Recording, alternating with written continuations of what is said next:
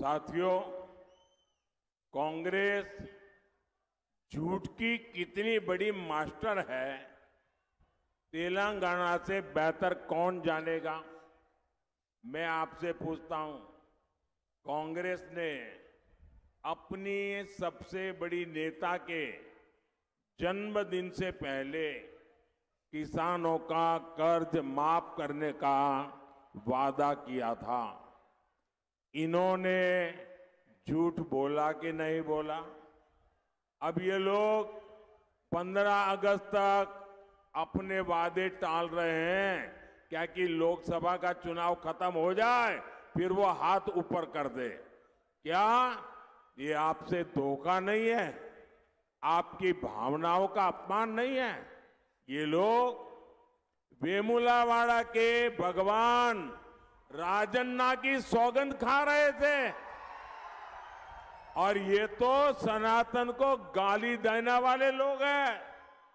सनातन को गाली देने वालों की सौगंध, इसका कोई भरोसा कर सकता है क्या? మిత్రులారా, కాంగ్రెస్ ఎంత అబద్ధాల కోరు అన్నటువంటి విషయము తెలంగాణ ప్రజలకు తెలిసినట్టుగా మరెవ్వరికీ తెలియదు.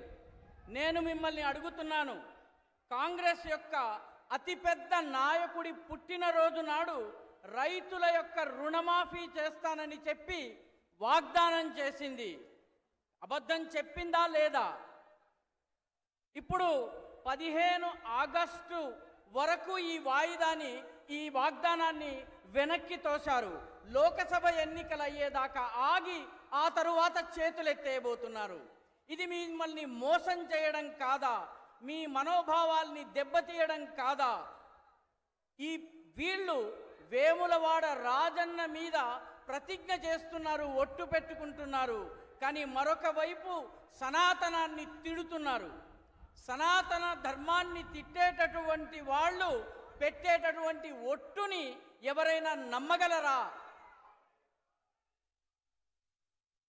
साथियों, कांग्रेस ने तेलंगाना आंदोलन में बलिदान देने वालों के परिवार को पेंशन देने का वादा किया था।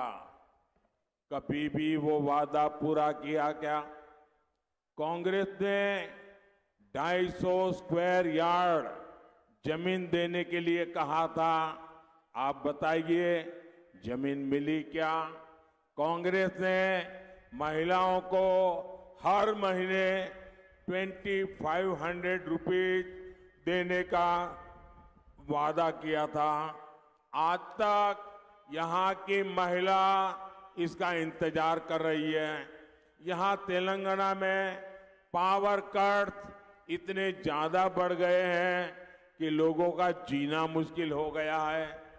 ऐसी विश्वासघाती कांग्रेस क्या आपका भला कर सकती है?